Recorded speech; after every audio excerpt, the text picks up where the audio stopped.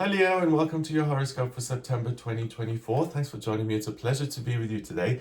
I'm going to do the horoscope a little differently this time. Please watch them in this order: for your rising sign first, then for your sun sign, and finally for your moon sign. Also, take note, please, that I'm in the UK, so my horoscopes are based on the UK time zone. I'm going to break down September into 4 weeks, and I'm going to pay particular attention to what the moon is doing. The moon stays in each sign of the zodiac for about 2.5 days. So in any given week, it's in 3 or 4 signs max. And that has a big influence on what that week is like. But then I'm also going to look at what houses of your chart, Leo, the moon goes through to see what areas of your life this is likely to show up in. So the first bit of good news that we have is that we have Mercury, the communication planet, that's gone direct on the 28th of August, and it now stays direct for the month of September. So if you've had communication issues, transportation issues, or even you've had issues with your own confidence, or you've been too much inward looking, expect that to ease off. Mercury now is at 22 degrees in Leo, in your first house of self. So for you, Leo, this is a month now to jump back into action, to communicate your ideas, to start new ventures, to start businesses, to put yourself out there into the public sphere. So week 1, Sunday, the 1st of September until Sunday, the 8th of September. And when I say beginning of the week, I mean Monday, Tuesday. Middle of the week is Wednesday, Thursday, Friday, and end of the week is Saturday, Sunday, right? So at the beginning of the first week, we have the moon in Virgo on the 1st and 2nd and 3rd, and it's in your second house of money and belongings. And that is really wonderful because the moon in Virgo is very good at assessing things. It's ruled by Mercury, the communication planet, and Virgo is about the switch being on the inward position. I study, I learn, I make meaning. And in your second house, you're really gifted at the beginning of September here, Leo, that you can make big decisions about your finances, your savings, your investments, your living situation. I would say even your career, but it's about the building blocks of those things that you can analyze and say, hey, I can perfect this, I can improve it. Also, at the very beginning of this month, on the 2nd of September, we have Pluto, the planet of transformation and change, that retrogrades back into Capricorn until the 19th of November this year, and then it goes back into Aquarius and stays there until February 2044. So I made a separate video on Pluto going into Aquarius in January. Have a look at that, please, because it's a really societal shift. We're in this new era here, and this is the final retrograde into Capricorn. In your case, it goes back into your 6th house of work, everyday routine, and structure. And then when you combine that with all the Virgo you have in your 2nd house, which also has to do with physical things, assets, work, living situation, I really think that you're going to question the everyday routine of your life and see if you can change that, if you can save yourself some time, do it better. You may even question your job, or you may question your living situation. Now, Mercury is direct. If you get the prompt or you come to the conclusion that something in my work needs to change, something in my living situation needs to change, trust that, listen to it, act on it. It'll serve you. On the 3rd of September, we have the peak of this kind of analytical stage with the new moon in Virgo happening on the 3rd of September in your 2nd house of money. So the new moon is when the moon is pitch black. It's pulling energy in to start its next 28-day cycle, and it's giving you the wisdom and the analytical expertise of Virgo where it matters the most in your 2nd house of money and 2nd house of your physical, practical circumstances. So you'll really see where you can save money, where you can make changes, where you'd feel happier, and kind of what would ultimately provide you with more abundance and freedom in your life financially, rather than creating more burden and stress. On the 4th of September, something significant happens, which is that Mars, the planet of drive and masculinity and ambition, that goes into Cancer in your 12th house of spirituality and spiritual strength. So it's kind of interesting because it means for you, Leo, that this month you're going to be very considerate of other people. You'll have a lot of compassion and empathy. And at the same time, we've got Venus in Libra in your 3rd house of communication. So that offers you a few things, right? On one hand, you're being very analytical of your physical assets. At this moment, with the shift of Mars, you may feel massively connected to your own imagination or to the higher realms, to spirituality, and you'll find that you're able to articulate those ideas and that energy in a beautiful way. So whether it's through painting or writing or talking, there's added charm and charisma that you have access to. So if you're a Leo who works creatively, or if you're writing something that's designed to help other people on a spiritual level, those are the days to do it from the 5th of September onwards. But I said at the beginning of the week, we have the moon in Virgo.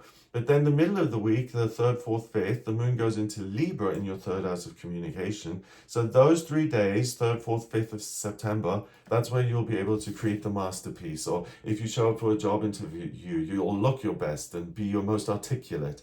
Anything that requires you and the public, or you being in the public, try and time it around these few days. Will work very nicely. And then the end of the week, the 6th and 7th of September, the moon goes into Scorpio, and that's in your 4th house.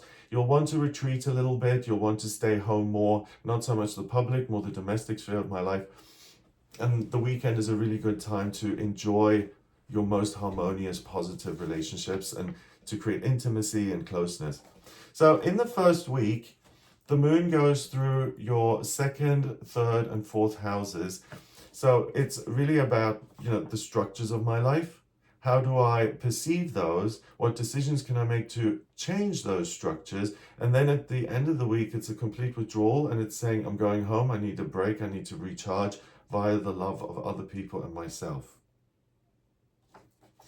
Week 2, Monday to Sunday, 9th to 15th of September 2024. The moon is in Sagittarius in your 5th house of what you love, romantic relationships, children, or the things that you give life to, right? And in week 2, on the 9th and 10th of September, we've got the moon going through Sagittarius, and you may have a desire to start something new.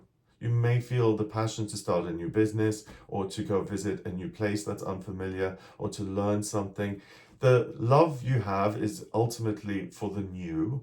And remember, you've got all that Virgo support in your 2nd house of money and Libra support in your 3rd house of communication. So I think the biggest adventure would be, I'm going to register this with Company House and build this business. Or I'm going to write this short story. Or I'm going to go on a date and meet someone new and have a wonderful experience. It's about passion, it's about feeling alive, and it's about being in the moment by pursuing something that's new and unfamiliar. The moon then goes into Capricorn in the middle of the week, the 11th, 12th, and 13th, and that's in your 6th house of work. So these are days to really get things knocked off your to-do list, to really focus on work, career, to get things done, but also to reconsider the ongoing structures of your work and your living situation, and to say, I will now work to change these if I'm dissatisfied. So it can be literal or abstract. Once that happens, the moon goes into Aquarius in your 7th house and stays there at the weekend, 14th and 15th of September. And again, that's a wonderful opportunity for harmony and closeness in relationships, but also conversations that lead to new ideas and new beginnings and that teach you something. So it's interesting because the first 2 weeks, it's busy, busy, busy working week. And then at the weekend, it's either come home and let yourself be nurtured and soothed. And the second weekend is like, let's have a discussion, let's have fun, and let's inspire each other.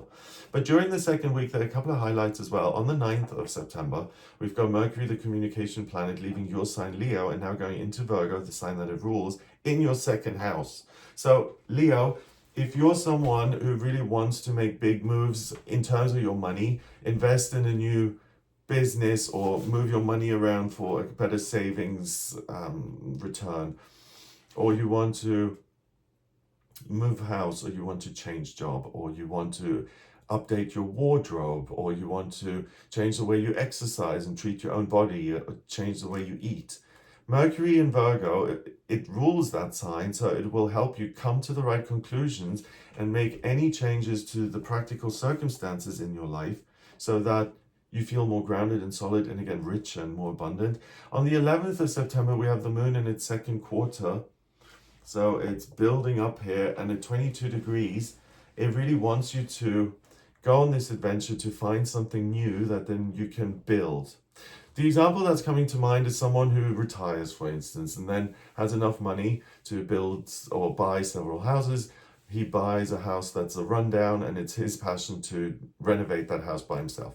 It's that kind of vibe. This is my passion, the new. I'm going to now choose it, and moving forward, I'm going to build and make it even better. So the second week, we've got the moon going through what, houses 5, 6, and 7. And that is really, what is it that I love? How can I structure that more into my everyday experience? And how do other people feature in that as something I love, and who can also inspire me to take actions which will benefit me and them? Week 3, Monday to Sunday, 16th of September to the 22nd of September. On the 16th, we have the moon in Pisces, and that's now in your 8th house of the occult, the other, the taboo, the hidden, the groups of people, institutions, the government, taxes, inheritances, anything like that. The beginning of the week, the 16th and 17th, the moon stays in that 8th house. So you may have things to do in that kind of area in September. So whether it's, signing the papers or the job application, it's a good day for administrative work in general. Mercury is still direct in Virgo in your second, so you'll find that side of things very easy. Also, if let's say you're starting a business and the whole process is very complicated, you have to register it, and you have to get distributors and manufacturers, and you have to call them.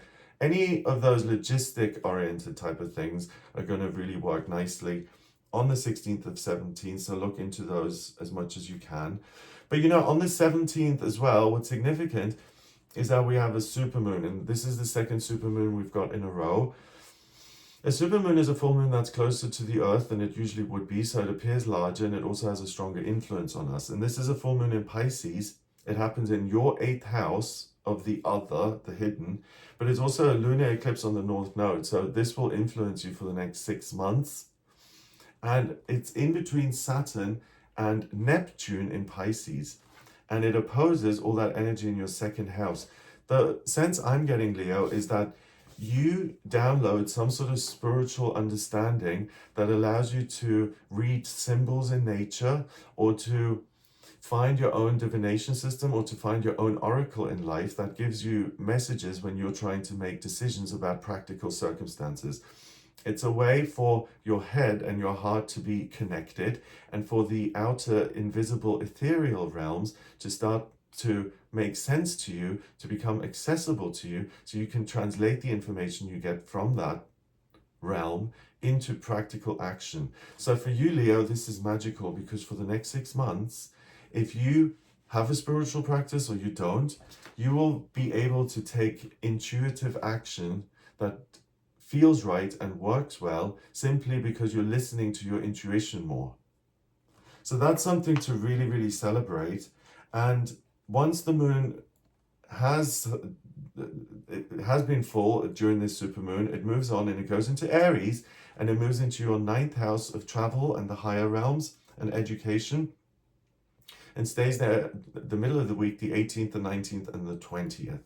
So after this big download experience during the supermoon, I feel that you'll immediately jump into action to either educate yourself, or to say, do you know what, I have decided I am going to move, or I'm going to change direction as far as my work is concerned, or my living situation is concerned.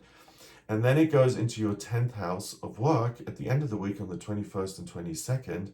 So that's the whole process coming full circle. The beginning of September, you really analyze things. Once the supermoon happens, you are given this amazing idea that you then read up on, brush up on. And I think by the 21st and 22nd, you'll know how to use this new info, this new purpose, and how to turn that into a paying job. So if you're a Leo who's in a job that you don't like at the moment and you want to change that, look out for this kind of latter half of September to receive an amazing bit of information that can change your life. On the 22nd, the sun goes into Libra, and that goes into your 3rd house of communication. So again, you're still supported the entire month, I would say, in expressing yourself beautifully, in maintaining balanced, positive relationships, to listen as well as speak. And it's this ability to kind of see the bigger picture that allows you to come up with something really concrete that you can turn into your own business. Week 4, Monday to Sunday, 23rd of September until the 30th of September. Beginning of the week, the moon is in Gemini, and it's now gone into your 11th house of hopes and dreams, and it sits next to Jupiter, the lucky planet of growth and expansion and good fortune.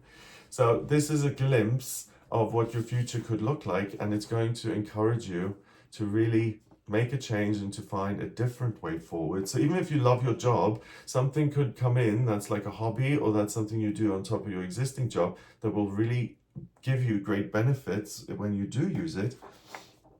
Also on the 23rd, we have Venus, the planet of love, beauty, and creativity. That goes into Scorpio and stays there until the 17th of October, and it goes into your 4th house of family.